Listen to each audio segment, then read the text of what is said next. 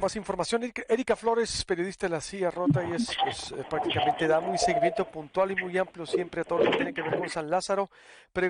Platícanos, por favor, Erika, bienvenida. ¿Cómo fue la llegada de Guadalupe Tadei? ¿Cómo se dio ese sorteo? ¿Fue insaculación? A ver, fue por medio de sorteo, perdón. La insaculación iba a ser ¿Qué tal, Luis la Alberto? corte. Buenos días.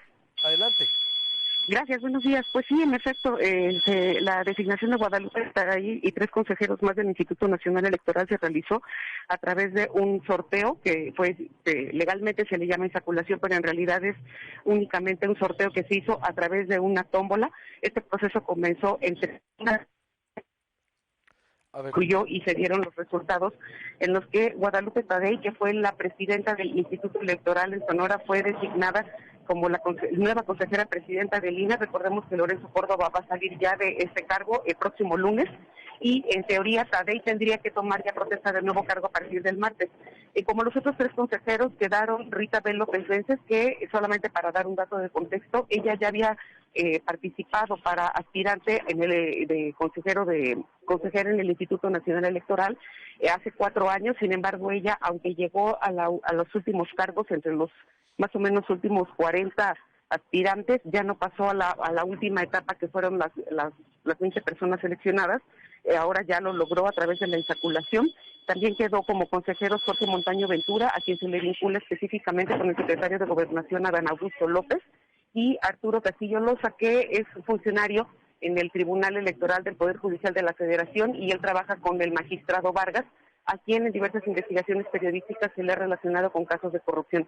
Es importante mencionar que estos nuevos 4 perfiles que llegan al Instituto Nacional Electoral serán claves, porque van a ser prácticamente quienes determinen la ruta que se llevará para la organización de las elecciones presidenciales en 2024.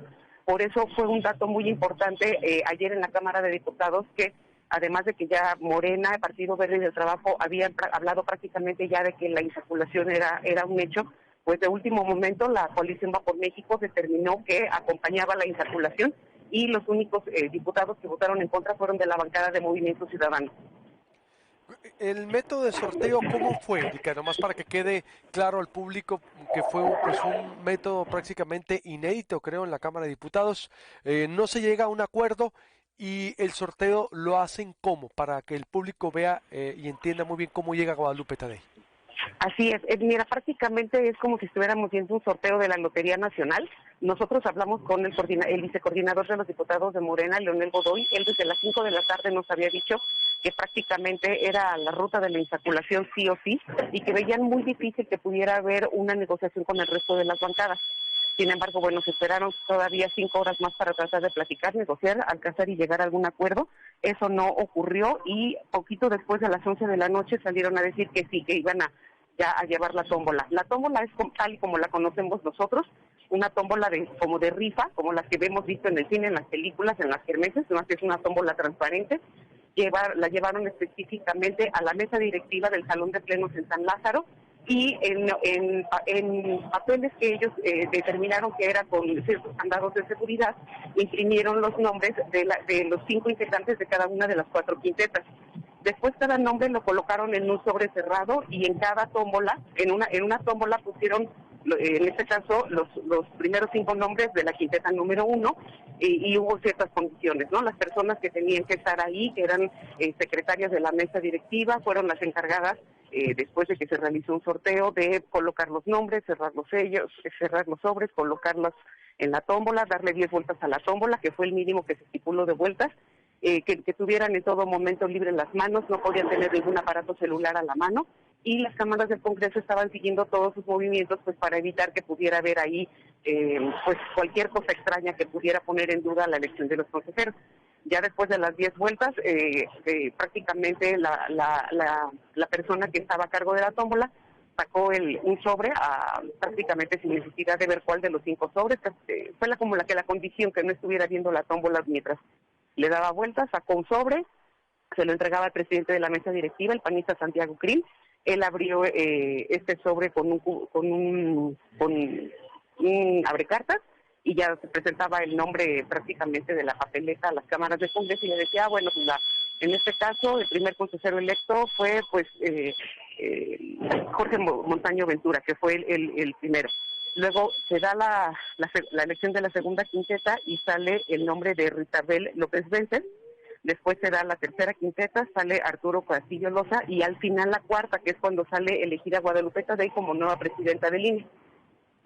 Es decir, frente a cámaras, frente a todos, y la misma oposición es Santiago Krill el que él eligió.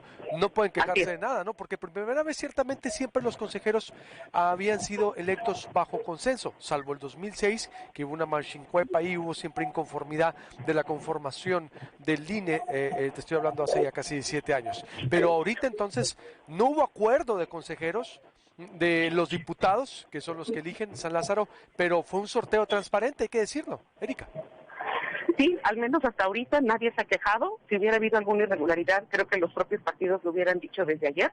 No se percibió hasta ese momento, e incluso he estado revisando redes sociales y todo eso, hasta ahorita nadie se ha quejado. Lo único que sí comentaron desde antes, es decir, días previos, fue según lo que habían documentado, incluso la propia integrante del Consejo Técnico de Evaluación, Maite Azuela, había comentado que la nueva presidenta electa del INE tenía vínculos con Morena y que era un personaje cercano, en este caso al gobernador Durazo. Hasta ahorita nadie ha hecho más aspavientos sobre ese tema. Nosotros estaremos pendientes de las reacciones que se generen, pero hasta ahorita pues nadie ha mostrado inconformidad por cómo se llevó el proceso ayer a través de la tómbola, y es importante comentar a la gente que este es un proceso inédito, que es la primera vez que ocurre, no solamente en la historia de la Cámara de Diputados, sino en la historia electoral, y que fue resultado de la elección, en este caso de la reforma electoral de 2014, que a su vez nació como resultado de las elecciones presidenciales de 2006, que como todo mundo sabemos fue un margen mínimo de 0.5% de votos entre el entonces aspirante presidencial Felipe Calderón y el también entonces aspirante presidencial Andrés Manuel López Obrador, que es en este momento el presidente de la República. Que la misma ley lo prevé, pues al no haber acuerdos, al no haber consensos, al no ponerse de acuerdo los diputados, se aplica este método, que es la insaculación o sorteo, vaya, y como lo estamos viendo, es decir, exacto, es inédito, por eso quería que nos lo explicaras, porque es la primera vez que pasa así, y toca a una sonorense, a una mujer por primera vez en la historia presidir el INE, el Instituto Nacional Electoral, y en este caso es Guadalupe Tadei, que hay que abonar para la discusión. No nació en estas elecciones. Guadalupe Tadei tiene más de 24 años desde el IFE, pero bueno, eso eran los datos. ¿Algo más, Erika, que desees agregar? ¿Es impugnable esta decisión, por ejemplo, o es firme ya? Pues mira, hasta donde nosotros tenemos entendido, podría quizás ser impugnable si las personas o partido o bancada que se quejara presentara como pruebas muy contundentes de por qué no estuvieron de acuerdo con el proceso. Hasta ahorita eso no ha ocurrido. Prácticamente los únicos que se quejaron fueron los integrantes de la bancada de Movimiento Ciudadano, pero creo que es importante nada más añadir un pequeño dato de color como contexto. Ahora sí que prácticamente, si se me permite, me dicen la expresión, por un pelo de rana, Guadalupe Tadei ni ninguna de las 5 aspirantes a esa quinteta hubieran podido aspirar a ser las presidentas o candidatas a la presidencia del INE, porque recordemos que apenas el lunes la Junta de Coordinación Política que preside Morena en San Lázaro dijo que siempre sí iba a acatar la sentencia del Tribunal Electoral en la que se le ordenó desde hace casi 3 semanas que tenía que ser una quinteta dorada, una quinteta únicamente integrada por mujeres para la nueva presidencia del Instituto Nacional Electoral.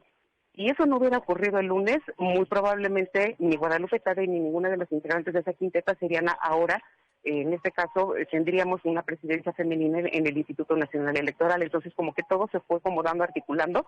Lo más probable es que tras la reunión que tuvieron la Jucopo con los integrantes de la Sala Superior del Tribunal Electoral la semana pasada fue por lo que decidieron acatar esta sentencia, pero durante 2 semanas ellos negaron que eso iba a ocurrir y habían comentado pues que no, que muy probablemente iba a ser el nuevo presidente el titular del Instituto Nacional Electoral. Pues ahí está la información, Erika, te agradezco mucho y vamos a estar al pendiente como siempre. Un abrazo. Claro que sí, gracias a ustedes y los mantendremos informados. Saludos. Gracias, buenos días. Ahí está la información. Le digo, parte del perfil de Guadalupe Tadei, que pues usted sabe, como le hemos venido comentando. Guadalupe Tadei Zavala es licenciada en Administración Pública por la Universidad de Sonora. Se ha desempeñado en el servicio público desde 1986 y durante los últimos 23 años de servicio formó parte de lo que hoy es el Instituto Nacional Electoral, en donde se destaca su colaboración como directora del Centro Regional de Cómputo, directora del Sistema Nacional de Consulta Electoral y desde octubre del año del 2003 y hasta enero del 2014 como vocal estatal del Registro Federal de Electores de la Junta Local Ejecutiva de Sonora, en donde coordinó las tareas inherentes a la conformación y actualización del padrón electoral y la lista nominal, la actualización cartográfica y la atención ciudadana del Estado. Le reitero, y como usted sabe también, fue presidenta del entonces Consejo Estatal Electoral 2015 y también presidenta del Instituto Estatal Electoral y de Participación Ciudadana de Sonora. 2 elecciones encabezó, 2 elecciones que permitieron la alternancia en Sonora, es decir, el cambio de grupo político. Eso no es fácil, ¿eh?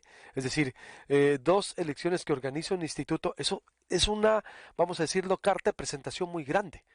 Gobernaba el PAN, ganó el PRI. Gobernaba el PRI, ganó Morena.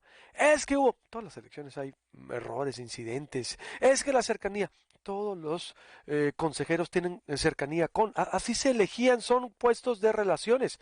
Cuando estaban los consejeros, cuando llegó en su momento Santiago Krill, fue en los 90 un consejero electoral del PAN, hubo un acuerdo, ciertamente hace más de 30 años la historia del INE, que ahorita la vamos a comentar, pero los otros consejeros fueron electos igual, por las relaciones, uno ponía el PAN, uno ponía el PRI, otro ponía en punto, y se ponían de acuerdo, así que no vengan a decir que con la cercanía, pues es que todos son de relaciones como se conforman, pero ahora, por eso quería que lo explicaran, fue un sorteo al no haber acuerdo y ya escuchó usted el método. ¿Qué tal? ¿Qué opina? Volvemos con la buena noticia.